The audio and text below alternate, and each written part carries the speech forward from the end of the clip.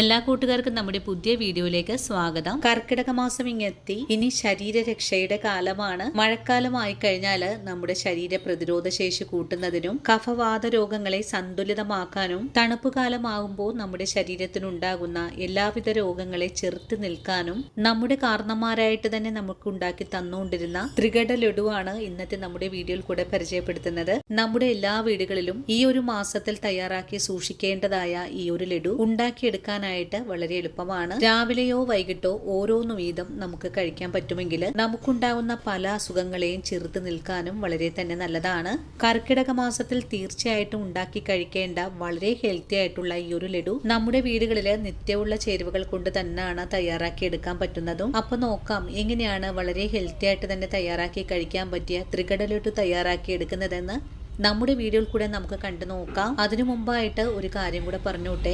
Video കാണുമ്പോൾ നിങ്ങൾക്ക് പ്രയോജനകരമാണ് എന്ന് തോന്നുവാണെങ്കിൽ നിങ്ങൾക്ക് ഇന്ന് കിട്ടിയ ഈ ഒരു അറിവ് നിങ്ങളുടെ കൂട്ടുകാരിലേക്കൊന്ന് ഷെയർ ചെയ്ത് കൊടുക്കാൻ മറക്കല്ലേ. അതുപോലെ വീഡിയോ കുറിച്ചുള്ള അഭിപ്രായങ്ങൾ കമന്റ്സ് ആയിട്ട് അറിയിക്കാനും മറക്കരുത്. നിങ്ങൾ ഓരോരുത്തരും എനിക്ക് തരുന്ന സപ്പോർട്ടാണ് നമ്മുടെ വീഡിയോ മറ്റുള്ള കൂട്ടുകാരിലേക്ക് എത്തപ്പെടുന്നതും.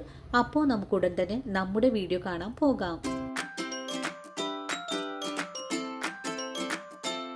ഇനി നമുക്ക് ലഡു തയ്യാറാക്കാൻ തുടങ്ങാം. ഇതിനായിട്ട് ഞാനിവിടെ 1 കപ്പ് ഞവര അരിയാണ് എടുത്തിട്ടുള്ളത്. അരി എടുക്കുമ്പോൾ നല്ലോണം കഴുകി വെയിലത്തിട്ട് ഉണക്കിയെടുത്തതിന് ശേഷമായിരിക്കണം നമുക്ക് എടുക്കേണ്ടത്. വറുത്തെടുക്കാനായിട്ട് എടുക്കുന്ന പാത്രം നല്ല ചുവട് കട്ടിയുള്ളതായിരിക്കണം. അതിനുശേഷം നമുക്കിതിലേക്ക് കുറച്ച് ചേരുവകൾ കൂടെ ചേർക്കേണ്ടതുണ്ട്. ഞവര അരി 1 കപ്പ് എടുത്തു കഴിഞ്ഞാൽ ഇതിലേക്ക് ഇതുപോലൊരു കഷ്ണം ചുക്ക് കൂടി ആവശ്യമായിട്ടുണ്ട്. ചുക്കിന്റെ കൂടെ തന്നെ നമുക്ക് ആവശ്യമായിട്ടുള്ളത് തിപ്പലിയാണ്. തിപ്പലി ഞാനൊരു 10 എണ്ണം എടുത്തിട്ടുണ്ട്. എല്ലാ അങ്ങാടി മരുന്ന് കടകളിലും നമുക്കിത് വാങ്ങിക്കാൻ കിട്ടുന്നതുമാണ്.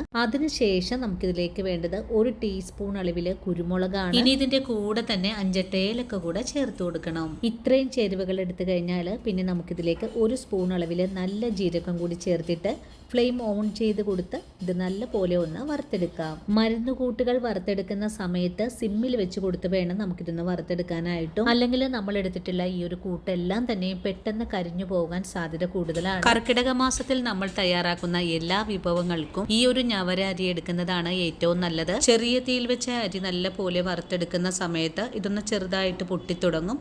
അതുവരെയാണ് നമുക്ക് ഈ ഒരു രീതിയിൽ തന്നെ ഫ്രൈ ചെയ്തെടുക്കേണ്ടത്. കർക്കിടക മാസത്തിലേക്ക് നമ്മൾ ശരീരരക്ഷയ്ക്കായി ചെയ്തെടുക്കുന്ന ഓരോ കാര്യങ്ങൾക്കും നോൺ സ്റ്റിക് പാൻ ഒഴിവാക്കി ഓട്ടുരുളിയോ ഇരുമ്പ് ചട്ടിയോ എടുക്കാവുന്നതാണ്. അങ്ങനെ നമ്മുടെ അരി വറുത്തെടുക്കാൻ തുടങ്ങിയിട്ട് ഒരു 15 മിനിറ്റ് ആയിട്ടുണ്ട്. 15 മിനിറ്റ് ആയപ്പോൾ നമ്മുടെ അരി നല്ല പോലെ മുരിഞ്ഞു പാകായും കിട്ടിയിട്ടുണ്ട്. ഇനി ഫ്ലെയിം ഓഫ് ചെയ്ത് കൊടുത്തതിന് ശേഷം ഇത് ചൂടാറി വരാനായിട്ട് നമുക്കൊന്ന് വെയിറ്റ് ചെയ്യാം. ഞാനിപ്പോ ഫ്രൈ ചെയ്തെടുത്ത അരി ഇതേ ഒരു ഉരുളിയിൽ തന്നെയാണ് വെച്ച് കൊടുക്കുന്നത്. ചൂടാറി വരുന്നത് വരെയും ഞാൻ ഇതുപോലെ ഒന്ന് ഇളക്കിയും കൊടുക്കുന്നുണ്ട്. നിങ്ങൾക്ക് ഇതുപോലെ ചെയ്തെടുക്കാൻ ബുദ്ധിമുട്ടുണ്ടെങ്കിൽ മറ്റൊരു പാത്രത്തിലേക്ക് മാറ്റിയിട്ട് ചൂടാറ്റി എടുക്കാവുന്നതുമാണ്. വീണ്ടും ഒരു 15 മിനിറ്റ് ഒക്കെ കഴിഞ്ഞപ്പോൾ നമ്മുടെ അരിയുടെ ചൂടെല്ലാം നല്ല പോലെ ആറി വന്നിട്ടുണ്ട്. ഇനി ഒരു മിക്സിയുടെ ജാറിലേക്ക് മാറ്റിയിട്ട് നല്ല ഫൈൻ പൗഡർ ആയിട്ടൊന്ന് പൊടിച്ചെടുത്തിട്ട് വരാം. അരി ഇപ്പോൾ ഇതുപോലെ ഒന്ന് പൊടിച്ചെടുത്തിട്ടുണ്ട്. പിന്നെ നമുക്ക് ഇതിലേക്ക് ആവശ്യമായിട്ടുള്ളത് കരിപ്പട്ടിയാണ്. ഞാനിവിടെ 200 ഗ്രാം കരിപ്പട്ടി 2 ഗ്ലാസ് വെള്ളത്തിലാണ് ഉരുക്കിയെടുത്തിട്ടുള്ളത്. വീണ്ടും നമുക്ക് പാൻ അടുപ്പിലേക്ക് തന്നെ വെച്ചു കൊടുക്കാം. അതിലേക്ക് ഉരുക്കിയെടുത്തിട്ടുള്ള കരിപ്പെട്ടി നല്ലപോലെ അരിച്ചതിന് ശേഷം പാനിലേക്ക് ഒഴിച്ചു കൊടുക്കാം. ഇനി ഇതിലേക്ക് 2 സ്പൂൺ അളവിലെ നെയ്യും കൂടെ ചേർത്ത് നല്ലപോലെ ഇളക്കി ഒന്ന് മിക്സ് ചെയ്തെടുക്കാം. നെയ്യും ചേർത്ത് നല്ലപോലെ ഒന്ന് ഇളക്കി മിക്സ് ചെയ്ത് കഴിഞ്ഞാൽ ഒരു നുള്ളു കല്ലുപ്പും കൂടി ചേർത്ത് കൊടുക്കാം. ഇപ്പോൾ നമ്മുടെ കരിപ്പെട്ടി വെള്ളം നല്ലപോലെ തന്നെ തിളച്ചു തുടങ്ങിയിട്ടുണ്ട്. ഇനി ഇതിലേക്ക് ഒരു നുള്ളു മഞ്ഞൾപ്പൊടിയും കൂടെ ചേർത്ത് കൊടുക്കണം. അതിനുശേഷം നല്ലപോലെ ഇളക്കി യോജിപ്പിച്ചതിന് ശേഷം നമ്മൾ പൊടിച്ചു വെച്ചിട്ടുള്ള പൊടിയാണ് ഇതിലേക്ക് ചേർത്ത് കൊടുക്കേണ്ടതും. പൊടി ചേർത്ത് കൊടുക്കുന്ന സമയത്ത് ഫ്ലെയിം സിമ്മിൽ വെച്ചിട്ട് വേണം ചെയ്തെടുക്കാനായിട്ട്. ഇനി തീ കുറച്ച് വെച്ച് തന്നെ നമുക്കിതുപോലെ ഒന്ന് ഇളക്കി യോജിപ്പിച്ചെടുക്കാം. ചക്കരപ്പാനിയുടെ വെള്ളം മുഴുവനും തന്നെ വറ്റി കിട്ടണം. അതുവരെയാണ് നമുക്ക് ചെറിയ തീയിൽ വെച്ചിട്ട് തുടരെ ഇളക്കി കൊടുക്കേണ്ടതും. ഇതുപോലെ ഇളക്കി കൊടുക്കുന്ന സമയത്ത് ഒരു തരി പോലും അടിയിൽ പിടിപ്പിക്കാതെ വേണം ഇളക്കി കൊടുക്കാനായിട്ടും. അങ്ങനെ നമ്മുടെ ചക്കരപ്പാനി മുഴുവനും തന്നെ നമ്മുടെ പൊടിയിലേക്ക് പിടിച്ചു കിട്ടിയിട്ടുണ്ട്. ഇനിയിപ്പോ ഇത് നല്ല പോലെ ഒന്ന് ഉരുണ്ട് വരുന്ന പാകത്തിലേക്ക് ആയി കിട്ടണം. വെള്ളമെല്ലാം വറ്റി നല്ല കട്ടിയായി വരുന്ന സമയത്ത് നമുക്ക് ഫ്ലെയിം ഓഫ് ചെയ്ത് കൊടുക്കാവുന്നതാണ്. നമ്മൾ എടുത്തിട്ടുണ്ടായിരുന്ന 2 ഗ്ലാസ് ചക്കരപ്പാനിയിലും ഇത്രയും തന്നെ ബാലൻസും വന്നിട്ടുണ്ട്. നമുക്കിതൊന്ന് ഇതൊന്ന് ചൂടാറി വരാനായിട്ട് വെയിറ്റ് ചെയ്യാം. ചൂടാറി വരുമ്പോഴേക്കും നമുക്ക് ചെറിയ ചെറിയ ബോൾസുകളാക്കി ഒന്ന് മാറ്റാവുന്നതുമാണ്. ഇതേ ചട്ടിയിൽ തന്നെയാണ് നമ്മളിത് വെച്ചിരിക്കുന്നതെങ്കിൽ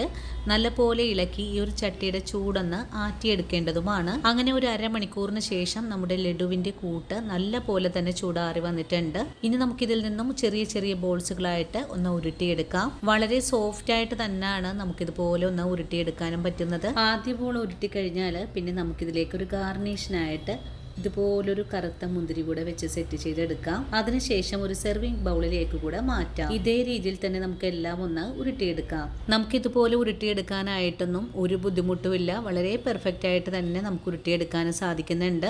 അപ്പോൾ ഇന്നത്തെ നമ്മുടെ വീഡിയോയും ഇത്രയേ ഉള്ളൂ കൂട്ടുകാരെ. ഈ ഒരു മഴക്കാലത്ത് വളരെ ഹെൽത്തി ആയിട്ട് തന്നെ ഉണ്ടാക്കി കഴിക്കാൻ പറ്റിയ ത്രികട ലഡു എല്ലാവരും തയ്യാറാക്കി നോക്കണേ. നമ്മുടെ കാരണന്മാരായിട്ട് തന്നെ നമുക്ക് പറഞ്ഞു തന്നിട്ടില്ല ഈ ഒരു ഔഷധ കൂട്ട് വെച്ചിട്ട് ഇതുപോലൊരു ഹെൽത്തി ലഡു നിങ്ങൾ എല്ലാവരും തയ്യാറാക്കി കഴിക്കണേ. ശരീരാരോഗ്യം വീണ്ടെടുക്കുന്നതിനും ചുമയും പനിയും പ്രതിരോധിക്കാനും നിത്യവും ഒരെണ്ണം വീതം കഴിച്ച് നമ്മുടെ ശരീരാരോഗ്യം മെച്ചപ്പെടുത്താവുന്നതുമാണ്. അപ്പോൾ ഇന്നത്തെ നമ്മുടെ വീഡിയോയും എൻ്റെ കൂട്ടുകാർക്ക് വളരെ തന്നെ പ്രയോജനകരമായി എന്ന് വിശ്വസിക്കുവാണ്.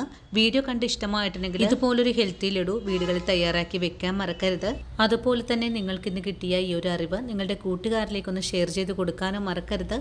ഇനിയും ഇതുപോലുള്ള നല്ല നല്ല വീഡിയോസ് ഒക്കെ ആയിട്ട് ഞാൻ നാളെ ഓടിയെത്താം. അതുവരെയും വീഡിയോ കണ്ട് സപ്പോർട്ട് ചെയ്ത എൻ്റെ എല്ലാ കൂട്ടുകാരോടും ഇനിയും കാണാനിരിക്കുന്ന എൻ്റെ പ്രിയ കൂട്ടുകാരോടും ഒത്തിരി നന്ദി സ്നേഹമൊക്കെ അറിയിച്ചുകൊണ്ട് നാളെ രാവിലെ ഓടിയെത്താം. അതുവരെയും സ്നേഹത്തിൻ്റെ ഭാഷയിൽ വീണ്ടും കാണാം.